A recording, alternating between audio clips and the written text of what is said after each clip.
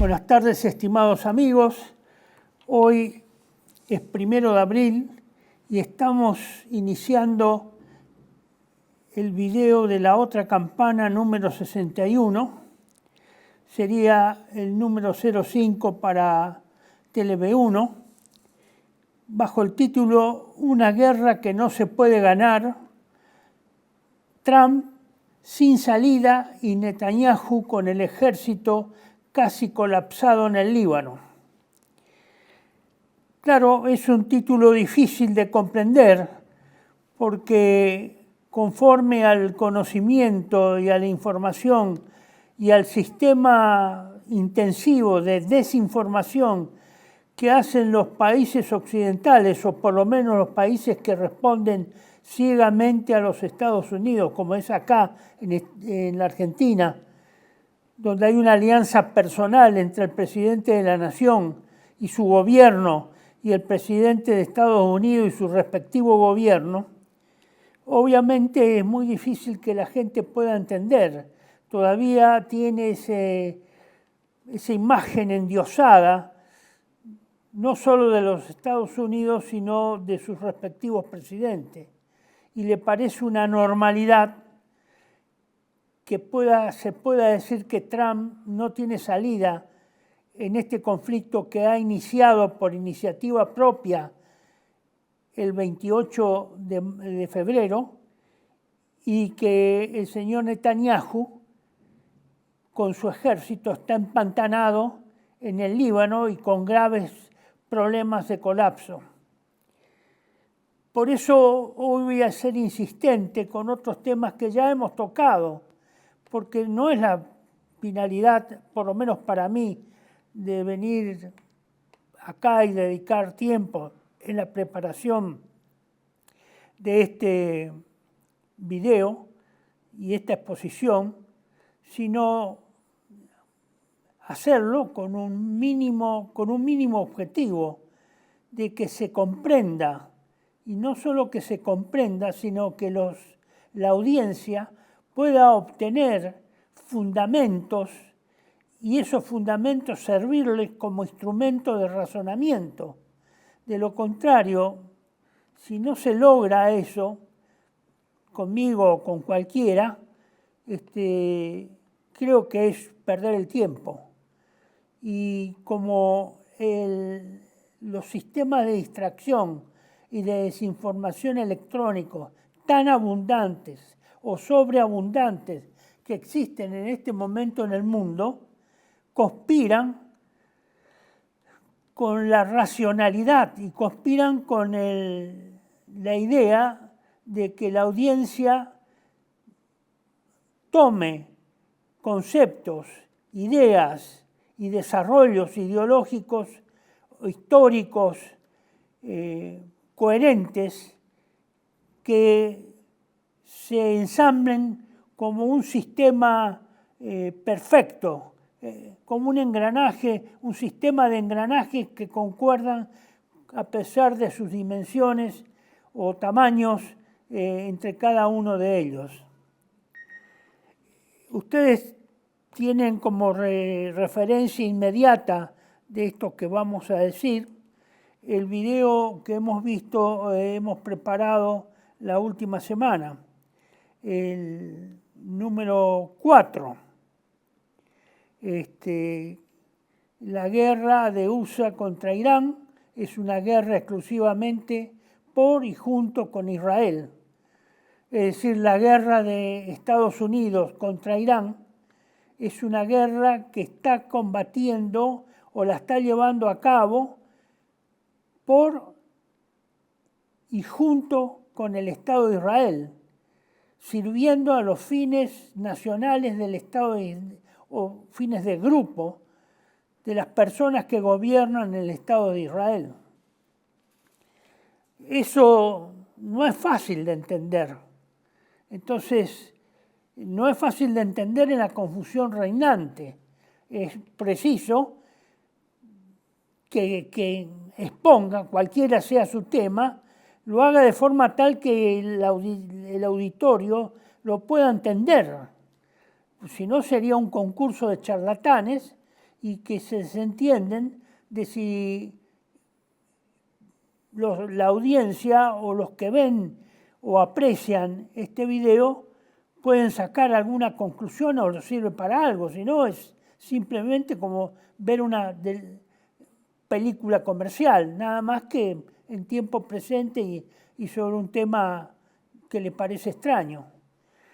Bueno, los temas que vamos, o los puntos claves que vamos a tratar en este desarrollo del video son la introducción, que ya la hemos iniciado, exponer acá los trazos principales de la carta de renuncia al cargo que realizó el director del Centro Nacional de Contraterrorismo de los Estados Unidos, Joseph Kent.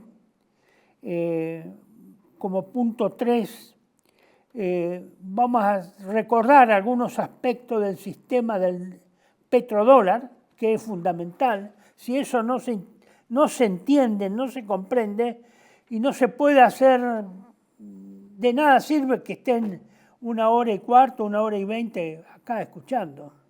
No tiene sentido perder el tiempo. Hay que entender primero el sistema del petrodólar, porque a través de esta guerra Irán está poniendo en cuestión la existencia misma de este sistema y que en última instancia está poniendo en juicio y está cuestionando la legitimidad del sistema actual monetario y financiero que se ha impuesto a todo el mundo. Y por lo tanto, el cuestionarlo y cuestionarlo en la forma en que se lo está haciendo para derrota tanto de Estados Unidos como de Israel, por lo que estamos viendo, porque no pueden ganar la guerra, y no ganar la guerra significa un triunfo para Irán, porque no creo que Irán se proponga ganarle esta guerra, se haya propuesto o haya pensado, ¿no? Vamos a seguir con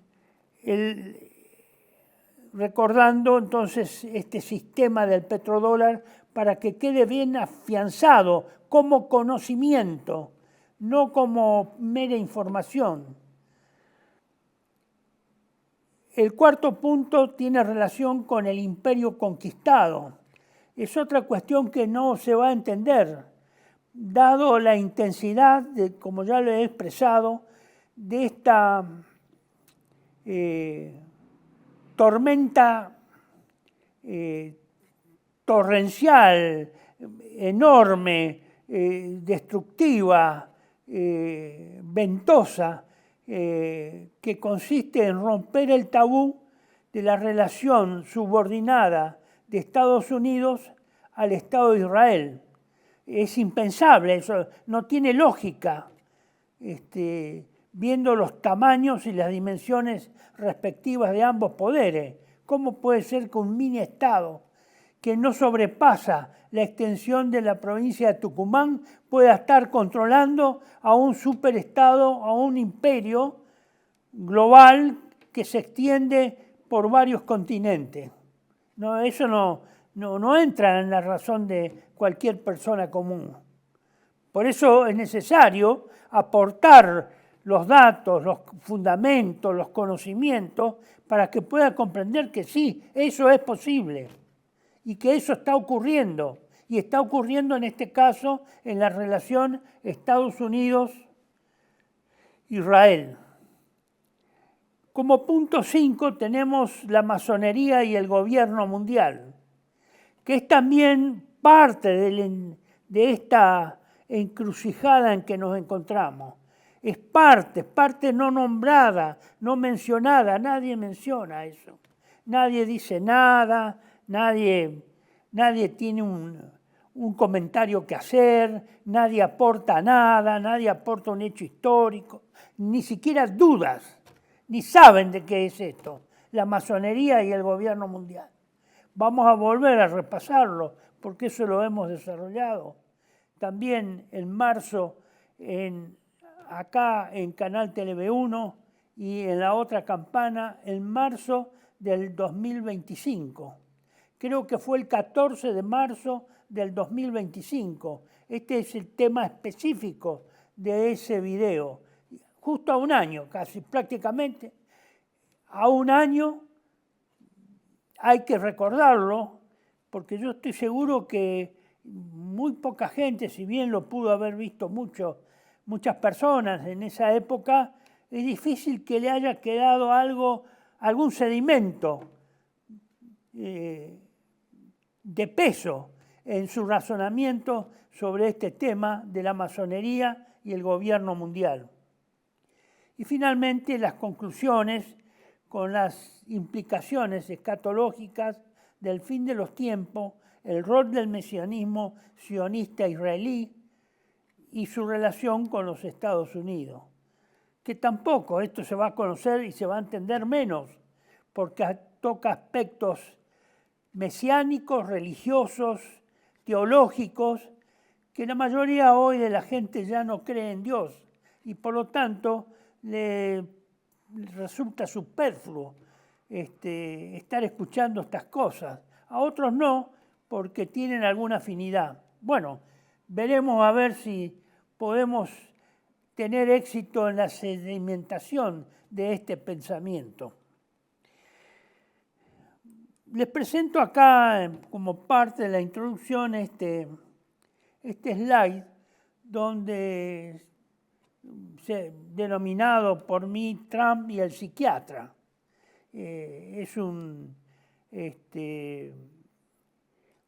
Fue presentado en un programa y he sacado el gráfico o la imagen, mejor dicho. Y ustedes tienen ahí traducido, lamentablemente después no lo pude modificar para ponerlos en letras más destacadas, de otro color, rojo. Bueno, ha quedado así. Trump con el psiquiatra o en el sofá del psiquiatra. El médico o el psiquiatra le pregunta al señor presidente Trump, los iraníes, las personas con las que has estado hablando durante los últimos 2 días, ¿están ahora en la sala con nosotros? Es decir, es una ironía. Le pregunta con una ironía a Trump si esos iraníes con el que él reiteradamente de hace 2 semanas viene diciendo que hablan, o hablan en nombre con esos negociadores iraníes, hablan personas que él acreditó, que lo representan.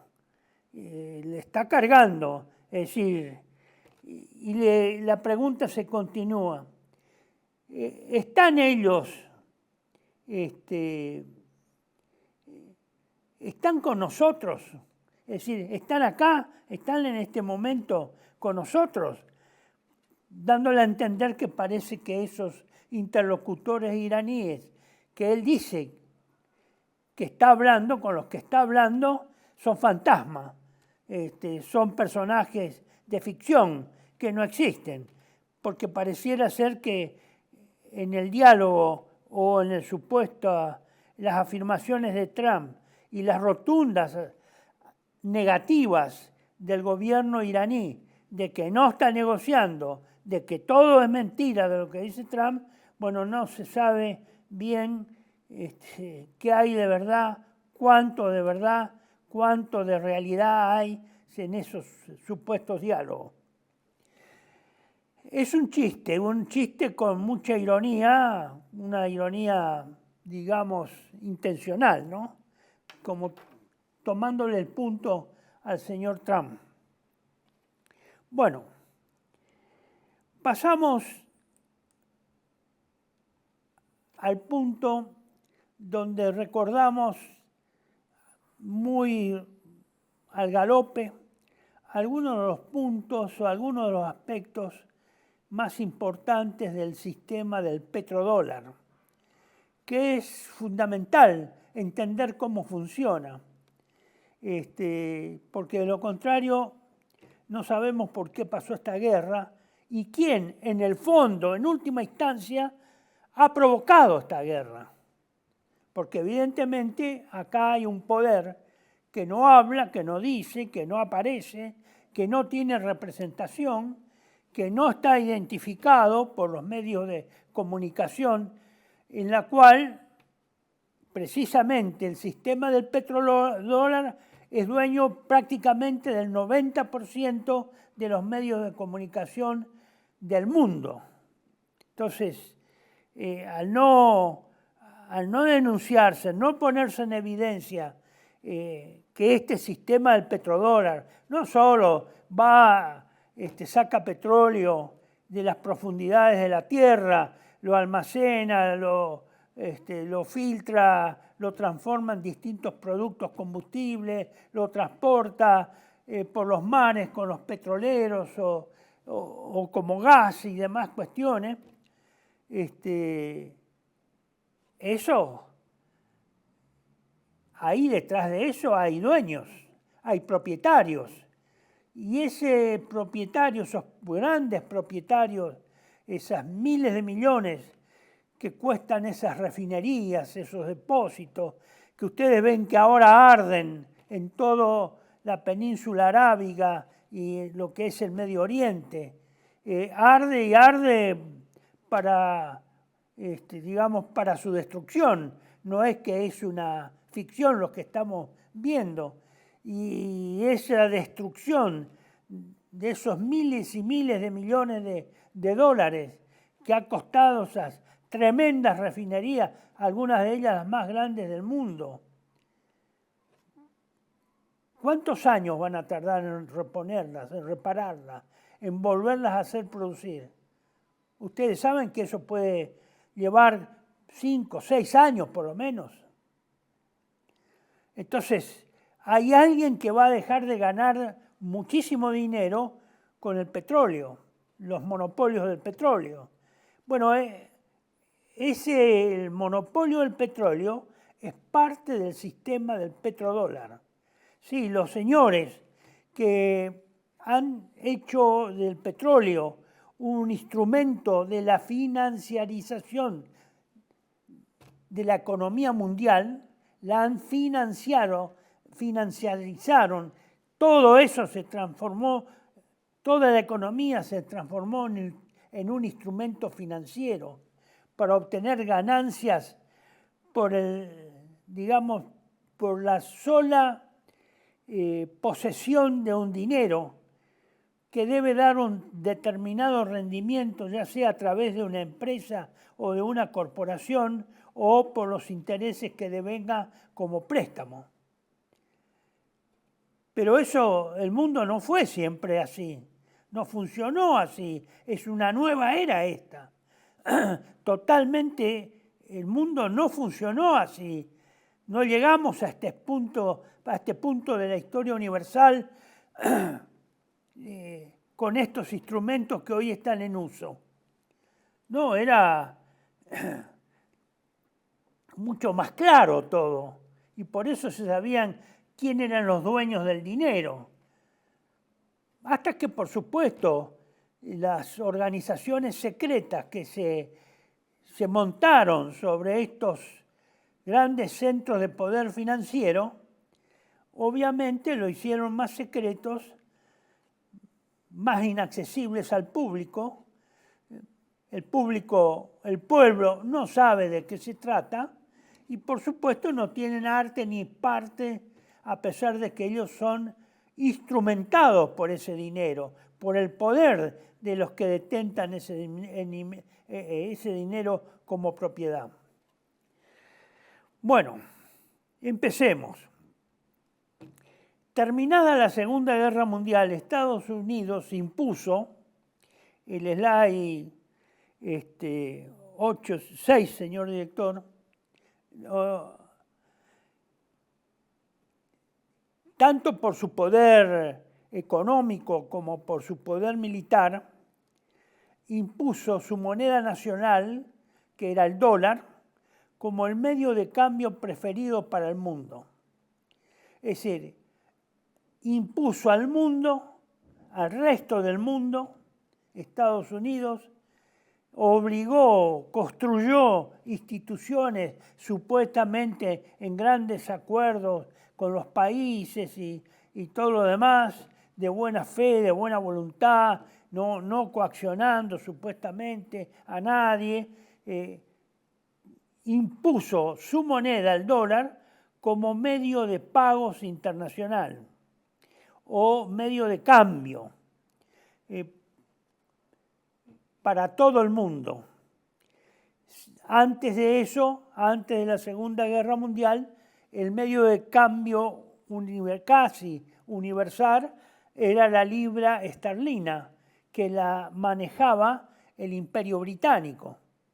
Después entonces de la Segunda Guerra Mundial, se crea el sistema de Bretton Woods, que eso implicaba que todas las monedas nacionales quedaban ancladas al dólar y a su vez este quedaba anclado al oro, que era el ancla en que estaban antes de la Segunda Guerra Mundial todas las monedas de los países, a un precio universal de $35 por onza. $35 por onza. Los países se comprometían entonces a transar, a pagar sus compras y a que le paguen a su vez a ellos mismos sus exportaciones con dólares, pero siempre teniendo en vista que él podía rescatar el dólar que equivalía rescatar con los dólares que él presentara en la Reserva Federal Norteamericana a $35 por onza, todas las onzas que pudiera, para los que podría pagar y cambiar.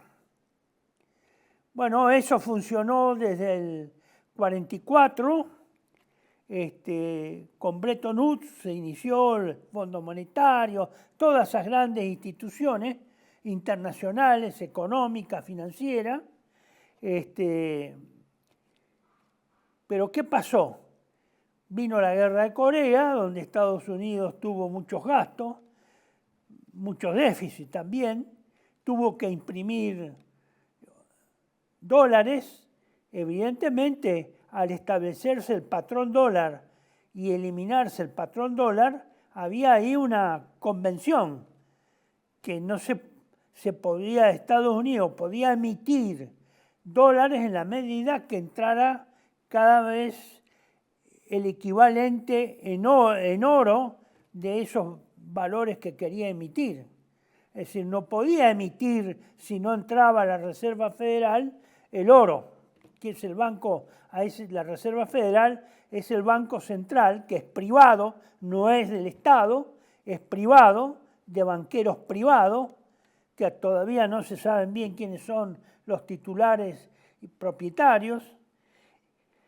Y por lo tanto, desde el 45, cuando terminó la Segunda Guerra Mundial, fueron avanzando los años, 48, el 50, después vino la guerra de Vietnam en los 60, más se gastó todavía, mucho más, y Estados Unidos siguió emitiendo, aunque nunca publicaba en cuánto crecía, en cuántas toneladas de oro se incrementaban por cada emisión que hacía de dólares.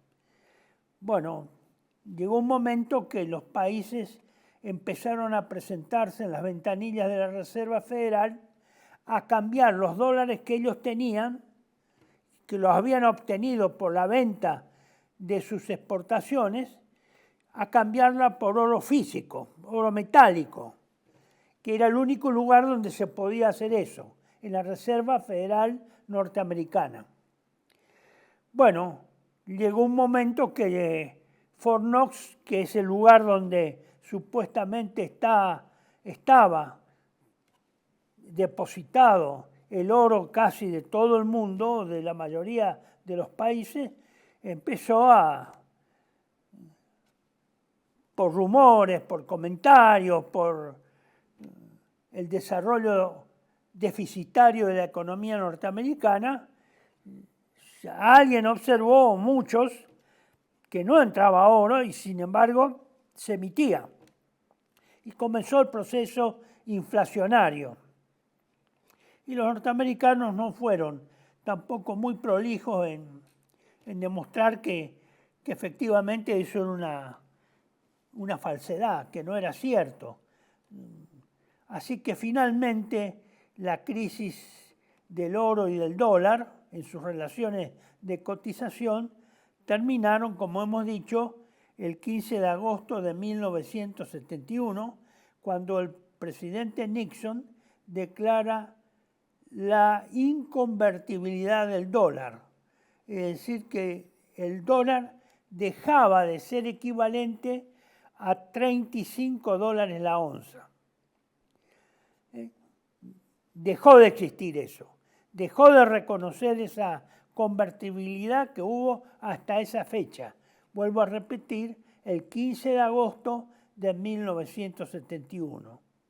Y a partir de ahí el dólar pasó a ser una moneda fiduciaria, es decir, una moneda que valía en cuanto a la fe, la confianza que se tenía en el emisor de esa moneda, nada más. Era un papel sin respaldo de ningún tipo, sin respaldo material de nada.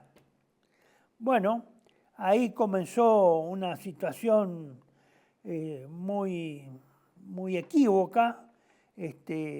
Hubo un proceso inflacionario complejo a nivel internacional, porque eso afectó a todas las naciones del mundo, que de repente todas las monedas del mundo pasaron a ser fiduciarias. No estuvieron ancladas a ningún objeto material, ni precioso, ni metales, ni piedras preciosas, nada. Valía por la confianza que el público le otorgaba a esa moneda. Esa fue una gran revolución económica y en las finanzas internacionales. ¿Cuál fue la solución que encontró el gobierno de Nixon? Hizo un acuerdo con los países árabes, que eran los productores de petróleo, por las cuales ellos se comprometían a vender petróleo exclusivamente en dólares y que todas las transacciones que se hicieran con petróleo, cualquiera sea el país, el continente que estuviera, al sur, al norte, al este, al oeste, comunista o capitalista, debían ser en en dólares. Ahora, evidentemente, a partir de esa decisión, los árabes comenzaron a recibir cantidades enormes de dólares. Entonces, eso ya fue previsto, obviamente, eso se estudió. Los norteamericanos y sus equipos y los grupos financieros dominantes de Estados Unidos y del mundo, de Wall Street y del mundo, también europeo, bueno, pensaron, porque esto no fue que Nixon se levantó mal un día y dijo, bueno, acá se terminó la convertibilidad del oro respecto al dólar, ya no, eso no corre más, no fue un antojo, no fue es abrupto, no fue una decisión loca de Nixon, eso fue estudiado. Evidentemente, los grupos financieros, bancarios y obviamente que todos practican la usura, vieron esa cantidad inmensa sabían que iba a llegar ese momento, entonces hicieron un acuerdo con los árabes para que los árabes productores de petróleo, la OPEC, todos esos dólares que les sobraban o que ellos no iban necesariamente a gastar en sus necesidades para el desarrollo de su propio Estado nacional, debían depositarlos comprando en Estados Unidos, comprando los bonos del Tesoro norteamericano o de la Reserva Federal Norteamericana. Es decir, que todos esos excedentes fueron a parar, normalmente iban a parar a la Reserva Federal Norteamericana, comprándolos a través de la compra de los bonos del Tesoro norteamericano. Creo que es a 5 y a 10 años, que daban buenos rendimientos y que obviamente se preocuparon para que eso tuviera siempre buenos rendimientos y que marcaran, digamos, el nivel de precios de la usura internacional respecto a los intereses.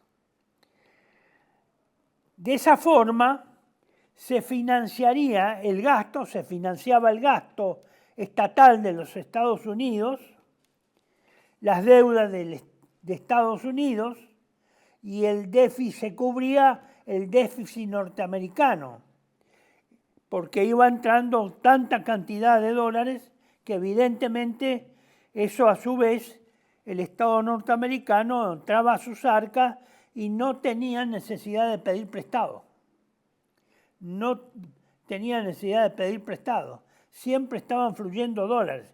También salían, se vencían esos bonos del Tesoro. Con lo cual, Norteamérica comenzó trabajó mucho para mantener estable el valor del dólar.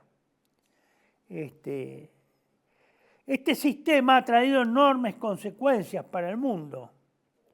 No solo ha aumentado artificialmente la demanda de dólares alrededor del mundo, sino que cada dólar que una nación organizada o individuo guarda está directamente enlazado con la producción del crudo. Claro, a su vez, los países árabes y las empresas multinacionales o nacionales árabes que explotaban el petróleo debían tener un crecimiento en el ritmo de sus inversiones y en la producción y extracción del petróleo. Era de varias manos esto, para que todo estuviera estable. Bueno, así es como ocurrió la crisis de la OPEC en los años 70 y la prohibición de los países árabes de vender petróleo a los Estados Unidos y a Europa, que fue una crisis de varios años, hasta que eso se arregló.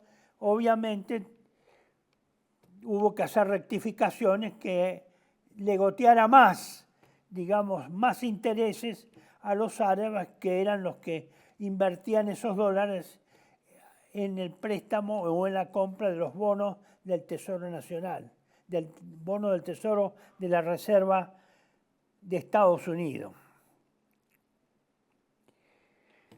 Bueno, por eso el dólar fue tantos años tan importante, prácticamente 50 años. Eso se mantuvo así y el dólar dejó de ser requerido, el oro dejó de ser requerido de forma tal que los bancos centrales tenían oro que ese oro nadie comerciaba prácticamente con el oro, y entonces hubo una división grande en los sistemas financieros mundiales. Los que tenían al oro o que añoraban al oro como patrón concreto, como moneda concreta, al oro y la plata, y las finanzas fiduciarias, que solo por la confianza, la fe en el emisor de las monedas, etcétera, inspiraban a los públicos de las distintas naciones y gobiernos.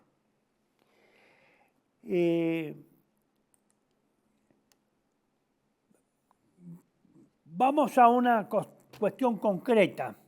Este siguiente slide, señor director.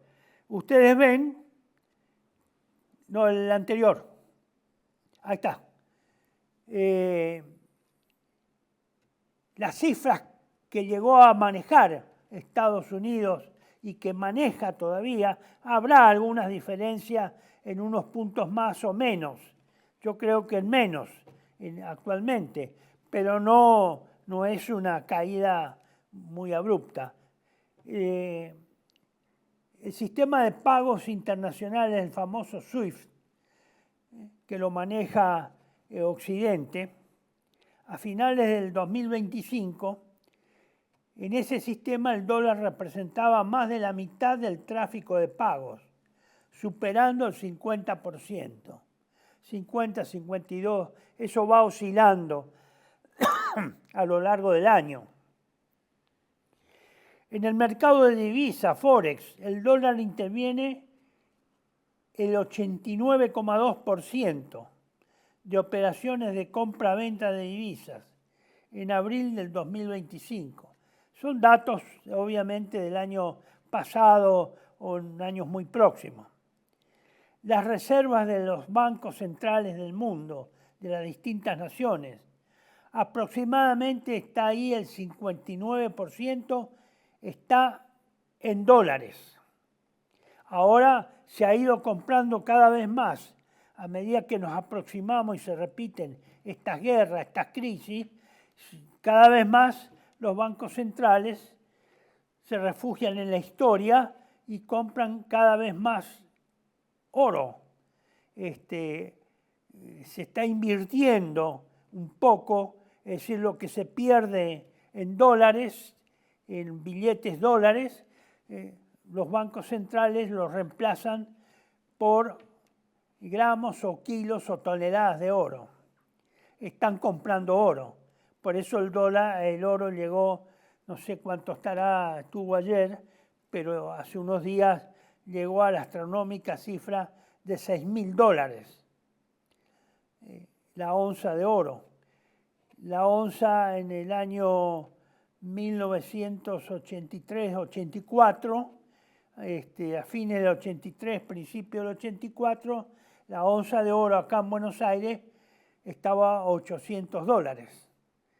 Ahora estuvo a 6.000 y había estado estable en 3.500, 3.200 desde hace 2 o 3 años, creo.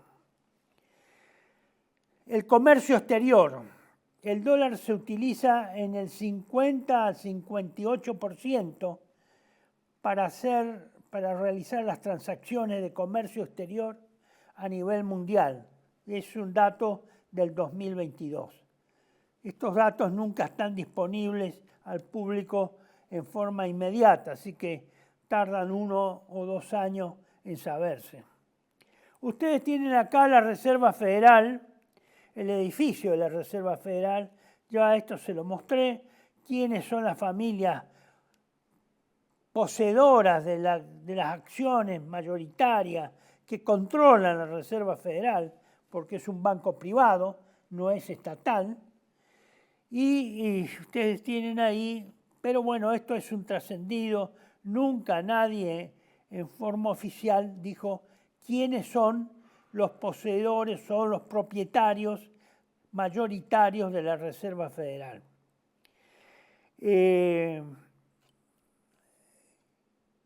Evidentemente, en el siglo XIX, mediados del siglo XIX, cuando se introduce esta figura de de la sociedad anónima, a partir de ahí, donde ya se institucionaliza eso, evidentemente se pierde el rastro de quiénes son los propietarios. Y por eso es que en el siglo XIX, fines del siglo XVIII, se acelera la acumulación de la riqueza en pocas manos en todo el mundo. Cada vez en menos manos, porque no hay forma de estimarse la riqueza de la gente por la existencia y participación en las sociedades anónimas. Eso es muy privado, muy reservado, muy secreto para los que esconden su riqueza y que no quieren que se sepa quiénes son los poseedores y tan pocas manos que la detentan. Y tienen otro banco, un misterioso. Este es un banco misterioso en el cual he tratado de penetrar, pero tampoco yo encontré muchos antecedentes. Es el BIS, el Banco de Pagos Internacionales, que se llama en inglés, por eso es conocido por BIS, que está situado en Basilea, en Suiza, Bank for International Settlements, que se creó en el año 1930 y realmente es muy misterioso en cuanto ustedes ya muchos lo habrán visto en las citas que yo hice del autor norteamericano Carroll Quigley, donde habla precisamente de la participación del Banco Internacional de Pagos o Bank for International Settlements o BIS de Basilea, Suiza, cómo interviene, digamos, en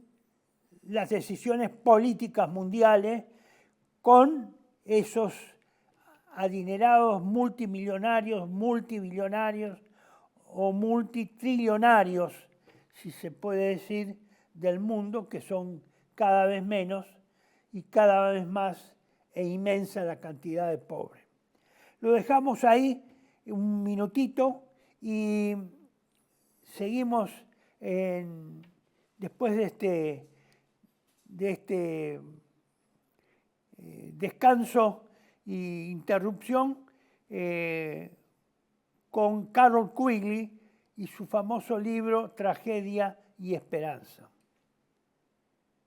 Residencia como en casa, siempre contigo. Es un hogar habilitado en la ciudad de Buenos Aires con más de 30 años de experiencia en el cuidado de adultos mayores. Ubicada en el barrio de Villa Real, en pasaje Francisco Bauzá 2372, casi esquina Tinogasta. Ofrecemos atención personalizada y un ambiente cálido para nuestros abuelos. Contamos con habitaciones premium, con baño privado y TV por cable, menú supervisado por nutricionista, cocina de primera calidad, jardín terraza para el esparcimiento y conectividad para videollamadas y llamadas telefónicas. Además, ofrecemos servicios opcionales como peluquería personalizada y confección de ropa a medida. Comunicate al 11 50 35 15 25. En Como en Casa, el bienestar y la comodidad de nuestros adultos mayores es nuestra prioridad. Los esperamos. Tele-V1 se complace en anunciar que estará transmitiendo en su canal Tele-V1 Clips valiosos programas emitidos antes de la censura sufrida. El lienzo prohibido, el revés del derecho, combates por nuestra historia, disenso, historias de Malvinas, entre otros que podrán encontrar en este enlace.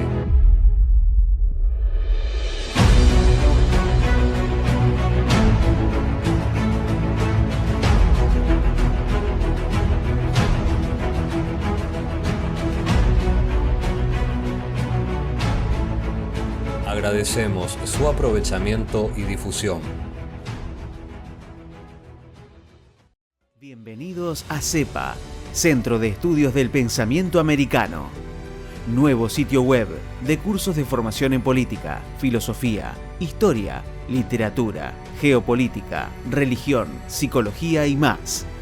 Cursos de formación que reflejan el verdadero pensamiento americano. Lo invitamos a elegir el curso de su agrado ingresando en www.cepa.la.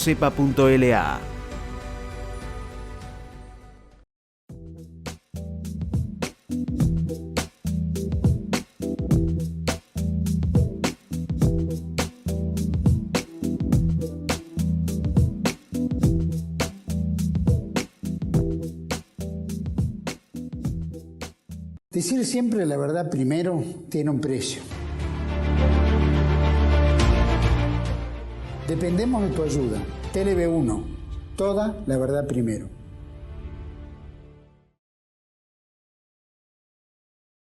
Estimados amigos, seguimos este segundo tiempo hablando del libro que ustedes ya tienen referencia, porque yo muy rápidamente lo he citado en el video anterior, que se llama Tragedia y Esperanza. Este libro, como yo les dije,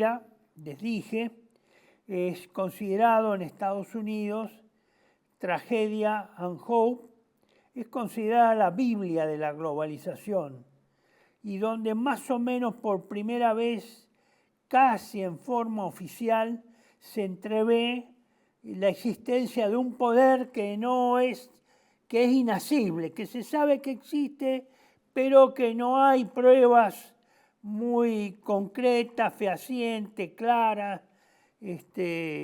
Todos esconden su pertenencia a ese poder y a su existencia. No existe, los que mandan son los gobiernos. Bueno, eso desde la Segunda Guerra Mundial hasta el día de la fecha, eso pasó a la ficción de que los que mandan son los estados nacionales. Ningún estado nacional manda nada. Los que mandan son los que concentran el dinero y la riqueza del mundo. Es el imperialismo internacional del dinero, como les comentara en sesiones y versiones anteriores de La Otra Campana. ¿Qué dice acá Carroll Quigley? Muy famoso profesor de la Universidad en Washington de Georgetown, un profesor de historia, un hombre muy allegado a la organización secreta o a la logia masónica, la Mesa Redonda de Inglaterra, fundada por un masón destacadísimo en sus intervenciones políticas y financieras, Cecil Rhodes, el supermagnate de los diamantes de la primera mitad del siglo XX.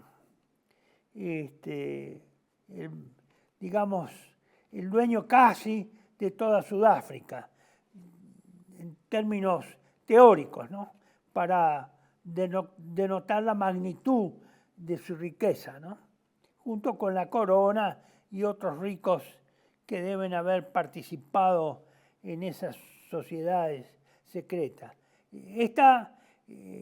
A Quigley le permiten, seguramente él era llegado a alguien de esa sociedad secreta, esa logia masónica, la Mesa Redonda, presidida por Cecil Rhodes, y bueno, de alguna forma le muestran o le hacen ver, le hacen conocer, por ser un hombre muy reservado seguramente, de confianza, de su propia confianza. Él seguramente habrá pertenecido a esa también sociedad, vaya a saber de qué forma estaba comprometido. Él dice lo siguiente en la página 324. El poder del capitalismo financiero tiene un objetivo trascendental, nada menos que crear un sistema de control financiero mundial en manos privadas, capaz de dominar el sistema político de cada país y la economía del mundo como un todo. Como se ve, esto no es un negocio. Acá hay fines políticos en esto, esencialmente políticos.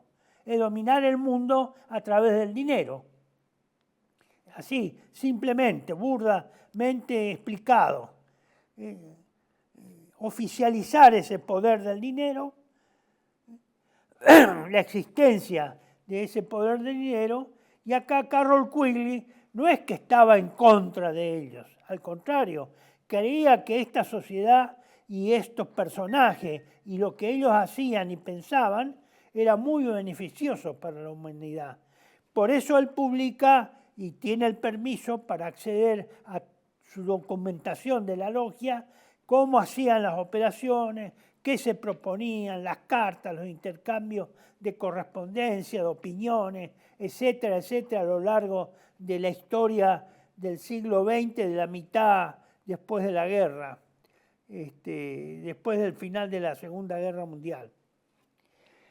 Y continúa diciendo, este sistema ha estado controlado de un modo feudal por los bancos centrales del mundo, actuando concertadamente y por acuerdo secreto.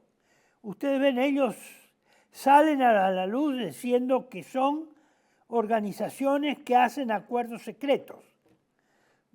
Van derecho, reconocen eso. Existen. Con eso quiero decirle, existen, con énfasis. No es una ficción, no es conspiratorio, no es conspiranoico. Existen. Ellos mismos lo dicen y lo dicen a través de este autor que reconoce eso. No han dado a otro la posibilidad de que escriba otro libro para que dé una versión distinta. Cada banco central buscó, dicen en la página 324, buscó, si puede levantar un poquito, señor director, la parte inferior de la slide, porque ahí se corta en lo que yo estoy viendo acá en el monitor.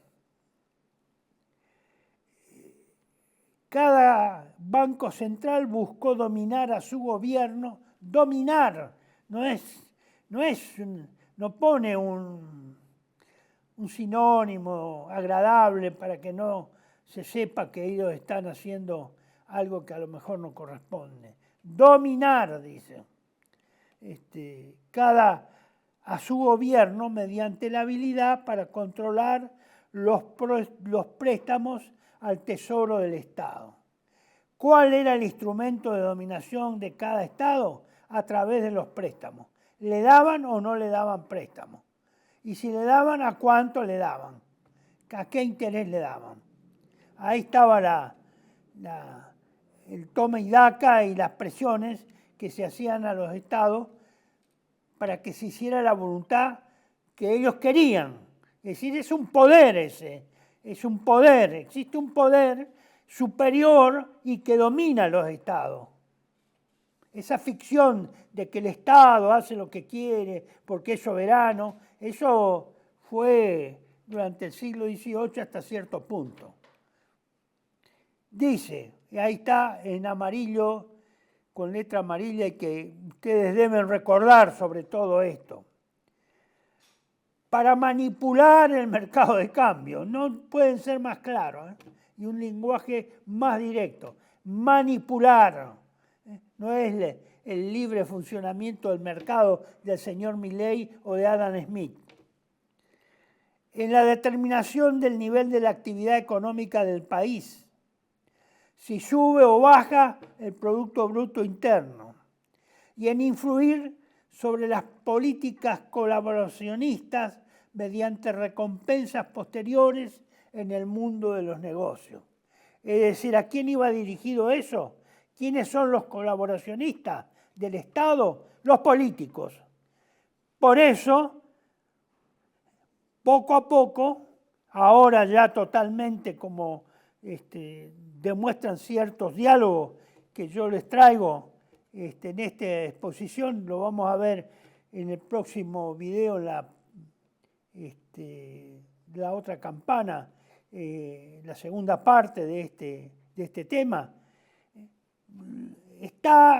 Se concibe que a los políticos que colaboran con ellos, que facilitan, que cumplen con su voluntad, que acceden a su voluntad, ellos les retribuyen con puestos o con cargos en las entidades privadas una vez que dejen sus cargos, y así son designados directores de bancos, de multinacionales, de supercorporaciones, etcétera, etcétera. No es que le dan el cargo de un portero o de un abogadito. No, le dan cargos muy bien remunerados, muy bien remunerados.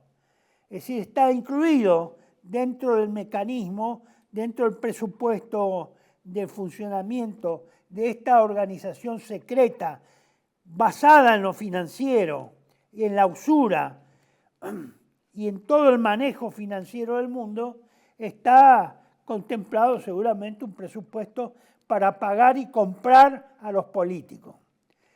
Qué raro, dirán acá los puristas de la democracia, los que creen que los gobiernos se eligen por el voto y que son los que elegidos los que deciden. Qué raro, ¿dónde viven estos imbéciles? Los imbéciles que votan y que son elegidos. Después se enteran de las sugerencias o incitaciones que tiene en sus cargos para hacer la voluntad de los poderosos del mundo, los poderosos del dinero. La cúspide del sistema, miren, la cúspide, no es que es el escalón más bajo, la cúspide, el más alto, ha sido el Banco de Pagos Internacionales, el BIS, que yo le mencionaba, ese enorme edificio que está ahí en Basilea, en Suiza, que le mostraba hace unos minutos. Esa es la cúspide. Un banco de propiedad privada y controlada por los bancos centrales del mundo, que también son corporaciones privadas. Entre todos se acomodan, entre todos se encuentran la veta para tener su resquicio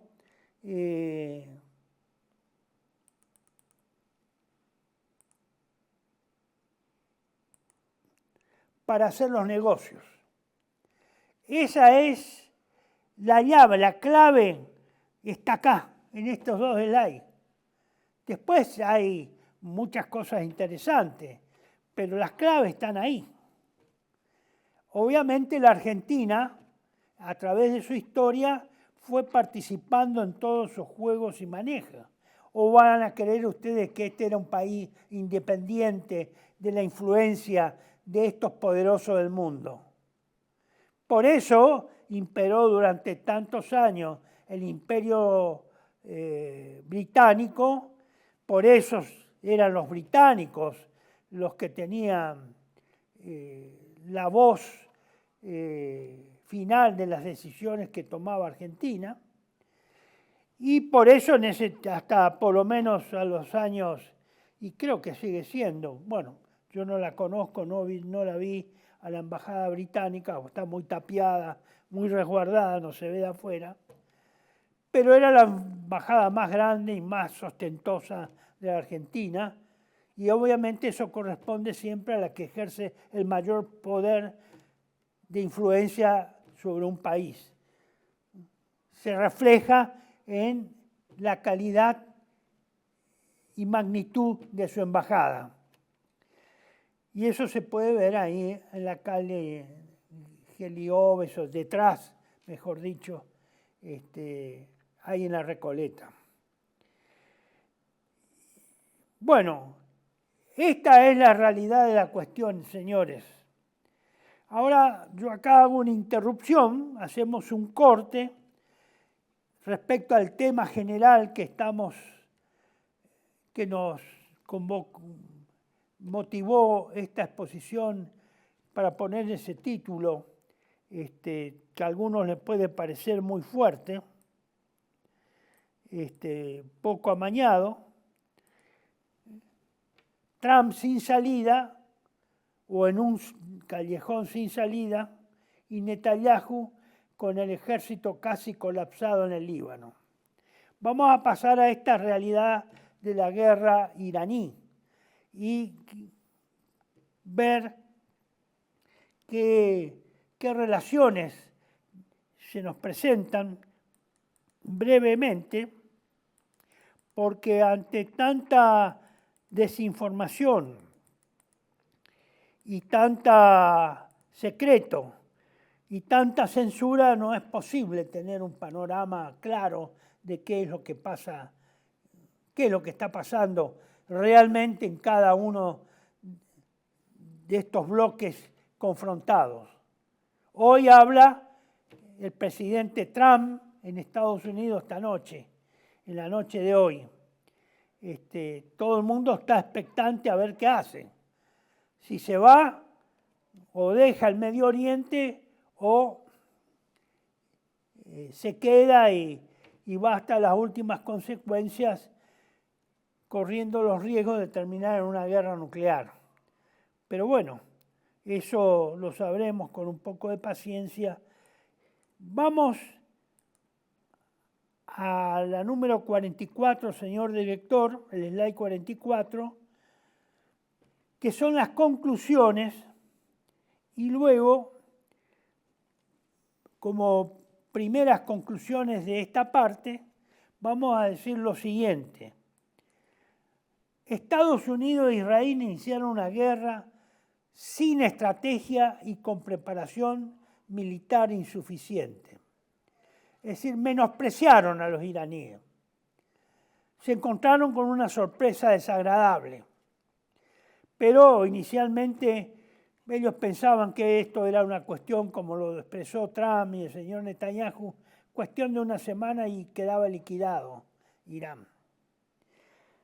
Llevamos un mes, hemos cumplido un mes y no está liquidado el asunto. Al contrario, está en disputa y están perdiendo la guerra Estados Unidos e Israel. ¿Por qué han tomado esa actitud? ¿A qué se debe esa actitud de menospreciar,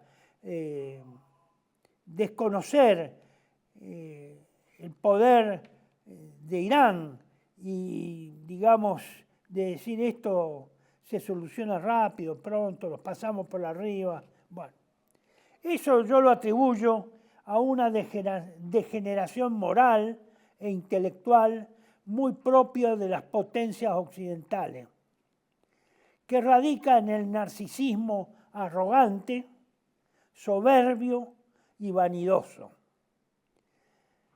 Ese es el espíritu moral e intelectual, digamos, de las grandes potencias occidentales, y que deben haber sido también de las potencias de Oriente o comunistas como las que hemos sufrido con la Unión Soviética y sus adláteres durante 70 años. Pero acá han menospreciado, se ve, se observa que han menospreciado a sus contrapartes y de una manera muy gravosa para ellos mismos, como se está demostrando. Irán es el país del Medio Oriente que estaba más preparado para enfrentar a potencias occidentales en una guerra como la que ellos decidieron enfrentar, desarrollar, llevar a cabo, una guerra híbrida asimétrica. Es decir, ustedes ven ciertas anormalidades.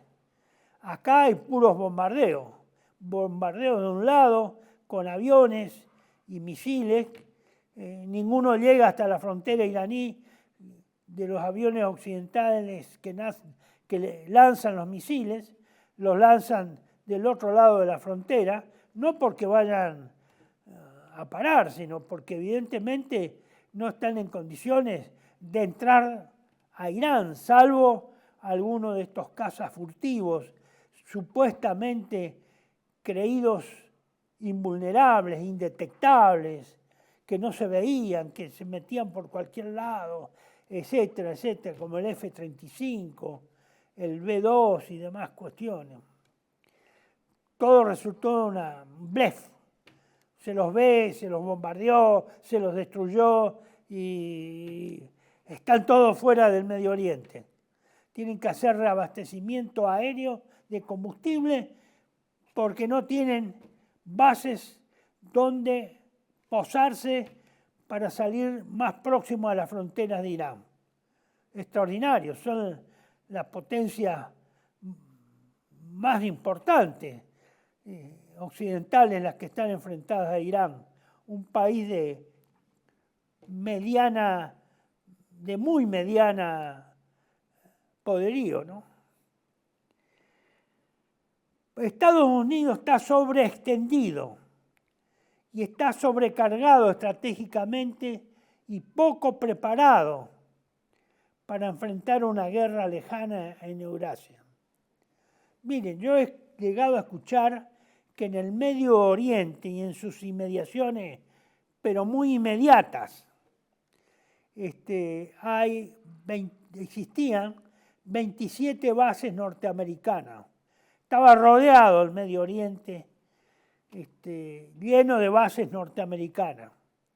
Eso significaba un gran presupuesto para Estados Unidos y significaba para los países que recibían a las bases norteamericanas y las autorizaban a que estén en su estado nacional, porque esas fuerzas militares eran la sombrilla, el paraguas con la que se hizo, es parte del paraguas del petrodólar. Vos me das tus dólares, yo las llevo, las tengo en la Reserva Federal, te pago los intereses, te doy, todos los instrumentos financieros que necesites. A su vez, yo presto al mundo el excedente de esos dólares, pero a su vez yo me comprometo a defenderte y para eso necesito bases en cada uno de esos países proveedores de petróleo y con los cuales hago el trato, porque esa es la sombrilla de protección que te voy a dar. Así es, no están, hay un pacto, hay un contrato. Entonces, evidentemente cada una de esas bases debe ser solventada por esos países en alguna proporción. No todo, pero debe ser solventada, por lo menos la construcción material de la base, la estructura material de esas bases. Obviamente, todo lo que es personal, movimiento, mantenimiento, correrá por parte de Estados Unidos. Por eso está sobreextendido. El presupuesto no le alcanza, un presupuesto asombroso, monstruoso el presupuesto militar norteamericano, pero tiene que alimentar y sostener 800 bases en el mundo, de las cuales yo oí que en el Medio Oriente habría unas 27 a 30 bases, en el Medio Oriente y en su inmediación muy inmediata, muy cercana, muy estrecha. Por eso está sobreextendido, es un paquidermo gordo, grandote, es una estructura muy pesada esa, y evidentemente ha demostrado serlo por la ineficiencia que ha demostrado en 30 días de guerra. ¿Irán qué hizo en esta guerra híbrida, asimétrica? Es decir, no hay relación entre el poder militar de Irán y el superpoder militar de Estados Unidos. ¿Qué ha hecho? Ha destruido los primeros 5 días, trató de destruir todos los radares de las bases norteamericanas. Y así lo hizo. Prácticamente todos los radares de la base norteamericana están destruidos. Ahí tienen ustedes una de las listas de las bases norteamericanas que están ubicadas en distintos países, que ustedes lo pueden ver si lo ven de cerca en el mapa y dentro de los límites de cada uno de los países árabes con los cuales tiene ese pacto o ese acuerdo petrolero monetario del petrodólar. Destruyó primero los radares de largo alcance y luego de mediano alcance y después cualquier radar que estuviera enfrente, especialmente los radares de las piezas o de los misiles antiaéreos o específicamente antiaéreos, como los Patriot o los TAL. Bueno, eso lo destruyó muy hábilmente, porque al destruir ese sistema de misiles interconectados entre 20, 30 bases, 27, 30 bases o más bases, y a su vez conectados con satélites, qué sé yo, constituían una red de alertas de los misiles muy importante, una red muy, el famoso escudo de hierro del Estado de Israel, que también tiene su parte. Bueno, eso ha quedado inutilizado. En la medida en que no tienen defensa antiaérea y entran los misiles y drones a las bases respectivas y solamente sobreviven algunas piezas misilísticas o de artillería de última generación por las características de estos misiles de alta velocidad,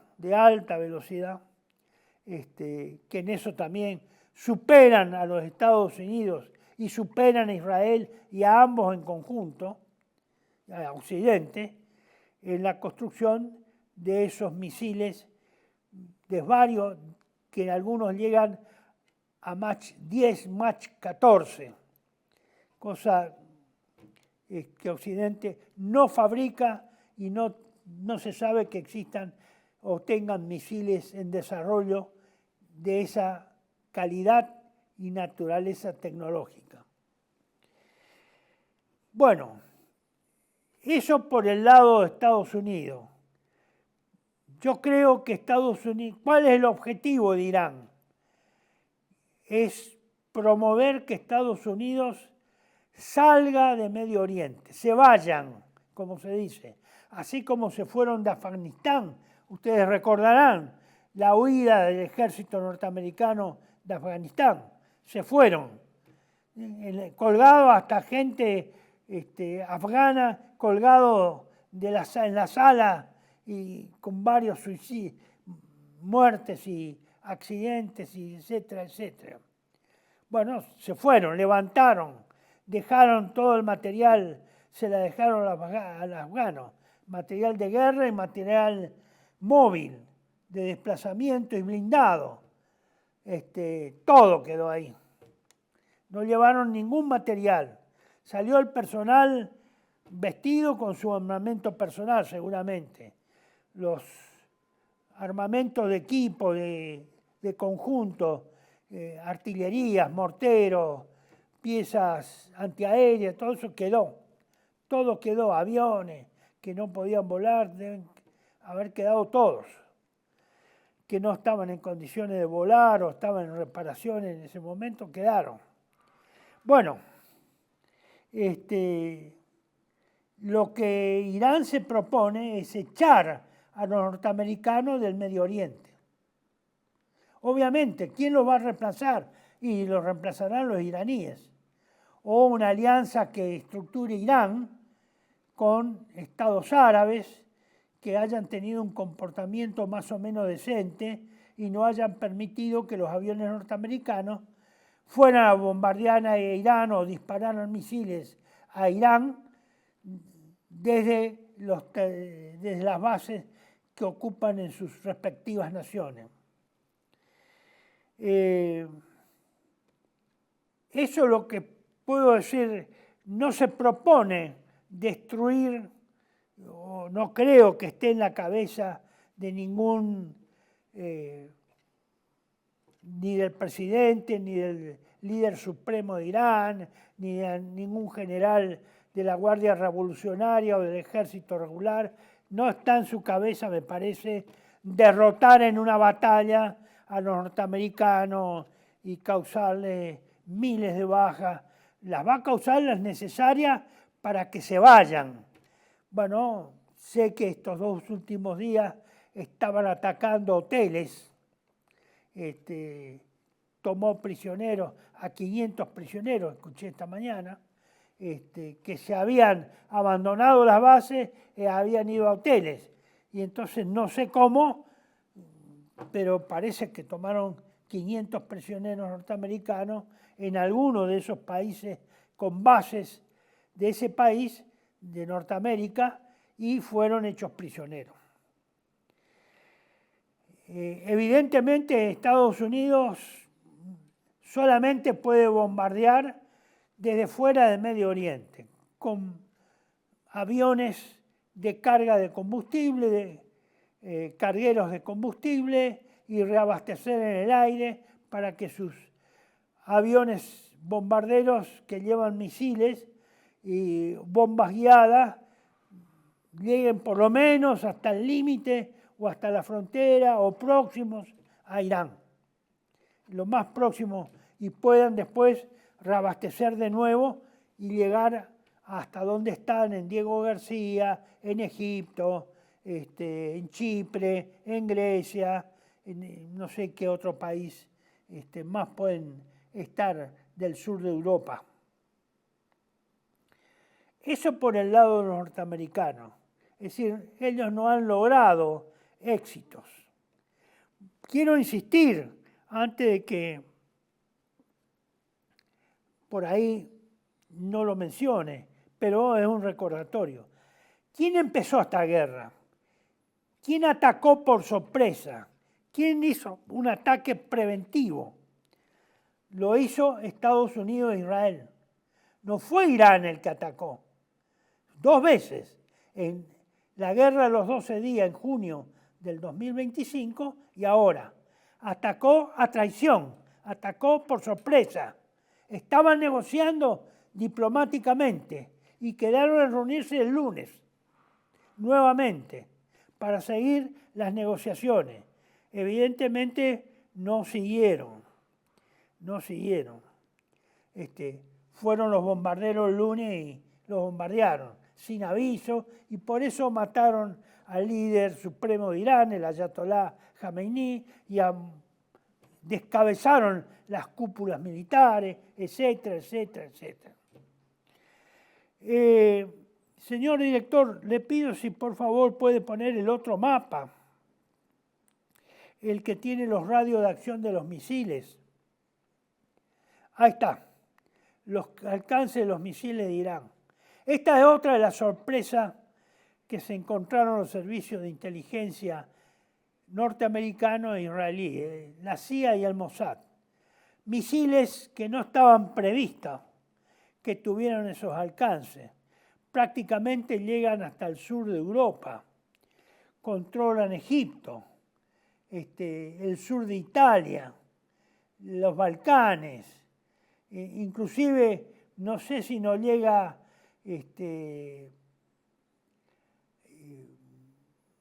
hasta el sur del Báltico. Por supuesto, creo que está en las inmediaciones de Moscú. No lo veo muy bien por acá porque no es tan visible, es muy chico el... Pero de todas formas, llega a la India, todo el mar Arábigo, el Mar Rojo. Es decir, es una sorpresa estratégica esa. No es táctica, es estratégica. Se encontraron con medios de ataque que son de defensa, pero en última instancia en este momento son de ataque. Pasaron a ser de ataque. Instrumentos de ataque, misiles de ataque que han causado un grave problema a los Estados Unidos y a Israel. Respecto a Israel, paso ahora también, genéricamente no lo he diseñado en un estudio específico porque desconfío de los datos que se ocultan y de los datos que puedan exagerarse, favorables a Irán. Entonces, por lo menos hablamos de lo grueso. El ejército de Israel afronta graves problemas con la resistencia de Hezbollah en la zona sur del Líbano y de Beirut, con faltantes de efectivos y de materiales. Por de pronto tiene escasez de misiles antiaéreos y no tiene la calidad de misiles de ataque que tiene Irán. Ha sido superada por Irán. Israel se propone, por esas deficiencias de personal, suplir la falta de efectivos con un llamado a filas de reservistas de 400.000 reservistas. Ya hizo un llamado previo de 300.000. Es decir, que está el movimiento, podrá alcanzarse 700.000. Bueno, eso es un problema para el ejército de Israel, porque evidentemente pareciera que la calidad de su ejército no es la misma que históricamente se le atribuyó en todas las guerras previas a la instalación, posteriores, guerras previas a este momento y posteriores como Estado de Israel ya a partir de 1948. Ha sufrido pérdidas en el sur del Líbano muy importantes, de tanques y blindados de infantería y artillería. Y está, como ya dije, muy escaso y limitado en sus capacidades antiaéreas, de defensa antiaérea. Pero lo que más me temo que tenga este problema es que me parece que la misma población judía llamada a las armas, al reclutamiento, esta cantidad inmensa, hay mucha resistencia de esta gente que antes era muy proclive a participar voluntariamente de todos estos llamados y estas guerras que intermitentemente tenía Israel, que ahora hay una retracción de la población y de entusiasmo por pertenecer a las fuerzas de defensa israelíes. Fíjense, creo que un día de la semana anterior, creo que fue el jueves o miércoles de la semana anterior, Israel perdió en un día de combate en el frente sur, al sur del Líbano, perdió 22 tanques Merkava, que cada uno debe costar unos 7 millones de dólares, porque es un tanque pesado, con mucho instrumental electrónico y mucha tecnología.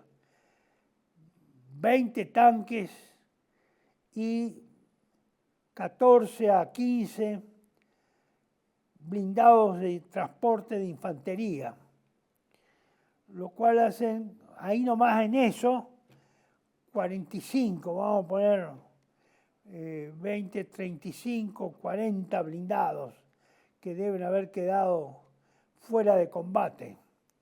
40 blindados es un regimiento de tanques, fuerte en tanques, un regimiento blindado fuerte en tanques, 2 compañías de tanque y una de infantería, de tiradores blindados o de infantería blindada. Eso es un regimiento en un día, en material. Es como si hubiera perdido un regimiento. Es el equivalente a un regimiento. Vaya a saber lo que perdió en los días previos. Es mucho. Cuando lo que pierde, lo pierde contra un ejército de Hezbollah, yo no lo voy a llamar terrorista, es un ejército regular, que está armado con armas portátiles, armas antitanques portátiles. Bueno, habrá algunos misiles portátiles o lanzadores antitanques portátiles. Son todos portátiles. A mí me llama la atención tanta cantidad de pérdidas de armamento tan ínfimo, tan insignificante. Son lanzadores, son armamentos de grupos de tiradores o de infantería, de grupos de infantería a pie, que cada uno lleva 1 o 2 de esos lanzadores antitanques. pero perdió demasiado. Se nota que debe haber sido una tremenda emboscada, muy bien ejecutada. Yo tenía referencias por alguien que estuvo hace muchos años, debe ser a principios del 2000, 2003, 2004, en Israel, y mejor dicho en el Líbano, y pudo conocer a estas unidades de Hezbollah que me contaba que estaban muy altamente entrenadas y sobre todo de una alta capacidad intelectual de los mandos de los cuadros, oficiales y suboficiales. Salió asombrado porque era toda personal muy cultivado, muy preparado, no eran unos improvisados que le dieron un fusil y que se le da un fusil y que vaya ahí, que no sabe cómo tenerlo. No, la persona que estaba calificado, porque era un hombre que tenía muchas relaciones con espías, con ejércitos, etcétera, etcétera. Y no creo que me haya mentido o agrandado, no tenía sentido para qué, pero eran combatientes de infantería o blindada, muy aguerridos, muy preparados, gente y con alto nivel intelectual, Son libaneses, no son mercenarios, ahí no hay mercenarios, eran libaneses y que habían estado en países europeos estudiando. Es decir, la calidad de oficiales y suboficiales era muy, muy estimable y muy elogiable. Parece que eso se mantuvo en cuanto a Hezbollah. Anduvieron flojos, obviamente, en sus previsiones para asegurar la vida de sus comandos y evitar que fueran decapitados o eliminados, su estructura de mando. Pero evidentemente ha sido bien reemplazado porque la calidad de combate ha sido muy importante. El problema que tiene Israel, como ya lo hemos anticipado, que es una tentación muy grande y es una apreciación personal mía. Israel es como el perro guardián en una estancia, que se lo hace muy feroces y que atacan a todos los que andan en los límites del caserío de la estancia. No dejan entrar a nadie. Bueno, fue elegido para eso. No fue, además de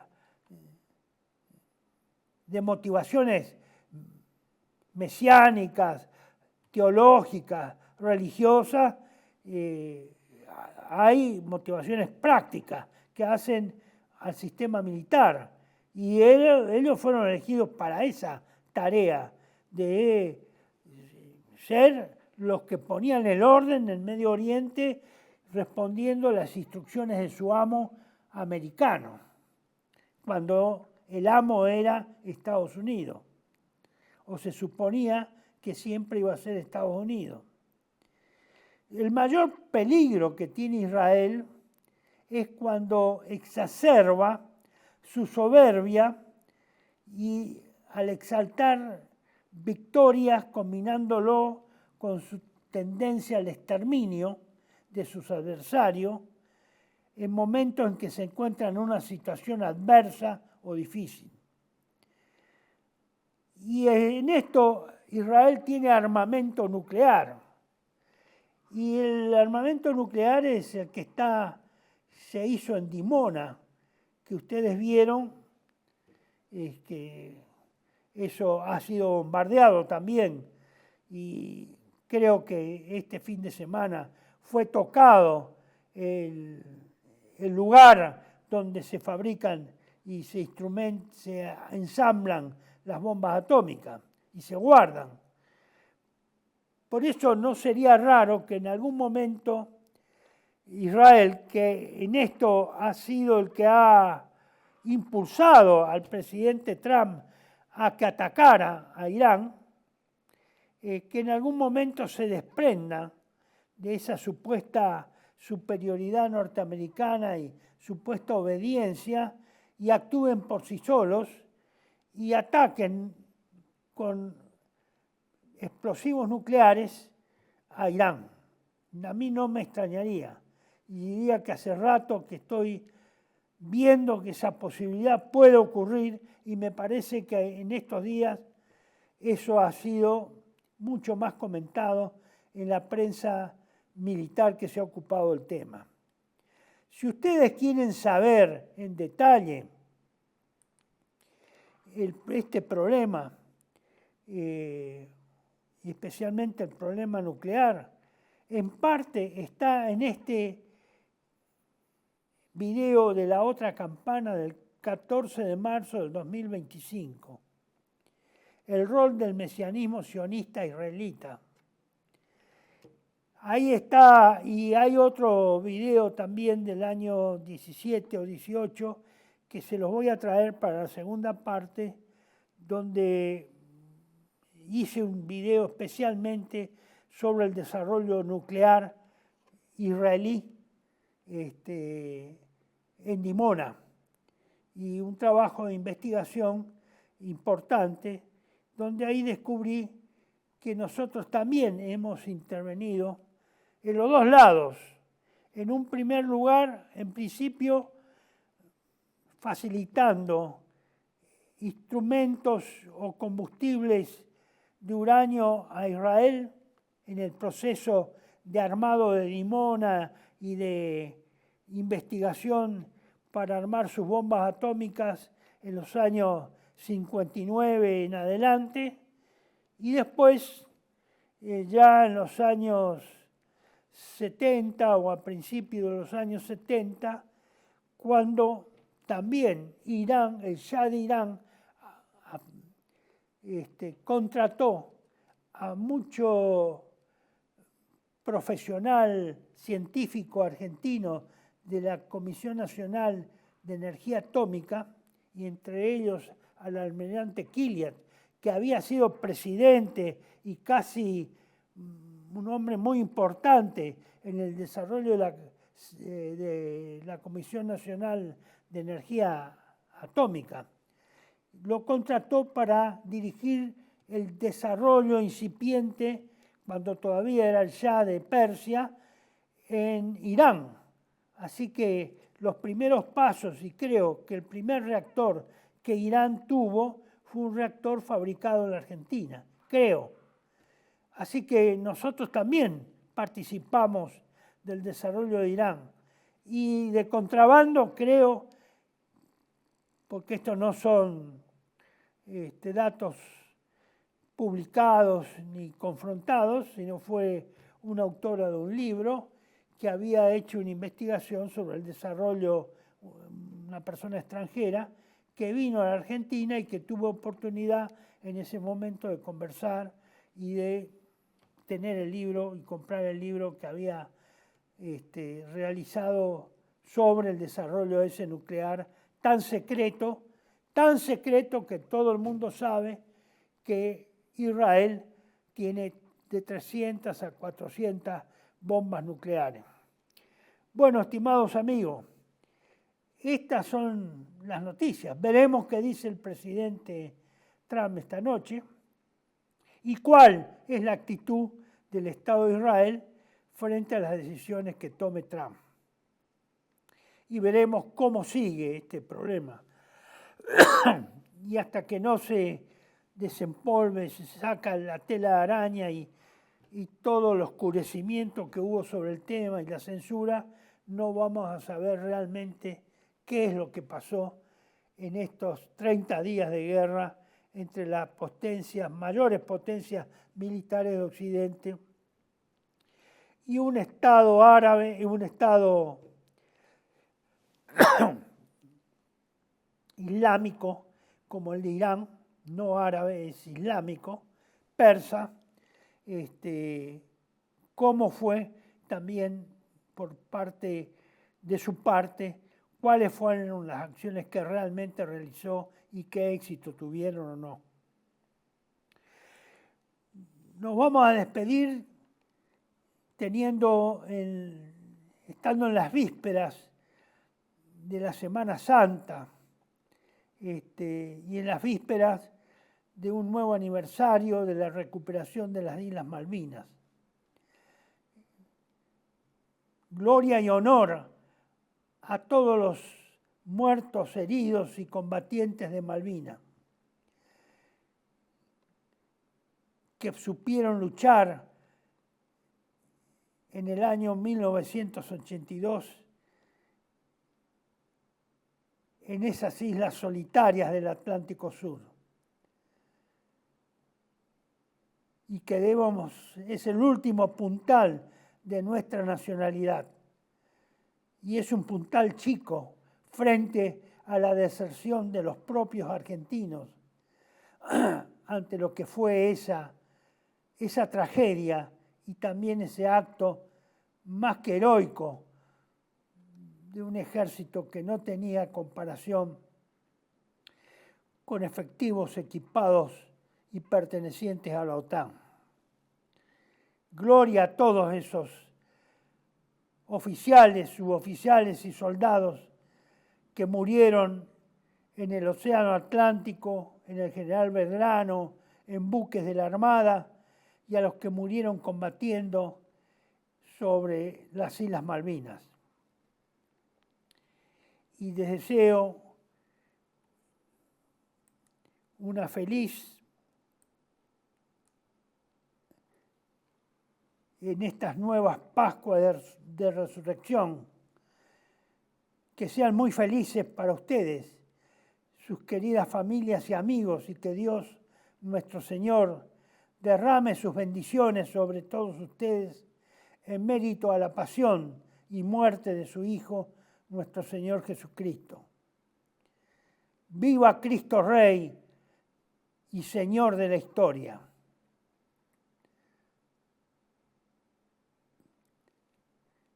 Y ahora, como siempre, los invito a que me acompañen en la oración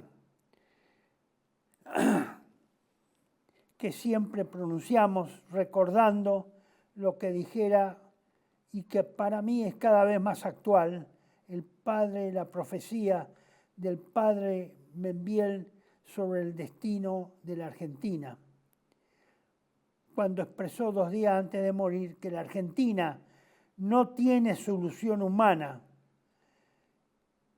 pero sí solución sobrenatural si Dios accede a ayudarnos y nosotros tenemos y adquirimos los méritos necesarios para que Dios nos ayude. Dios no ayuda,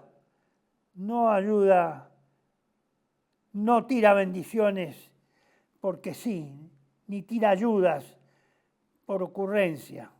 Tiene que haber méritos, tiene que haber esfuerzo, y esfuerzo humano que sea digno de las bendiciones y de la ayuda de Dios. Por ahora creo que el pueblo argentino no es muy digno de esas ayudas y bendiciones.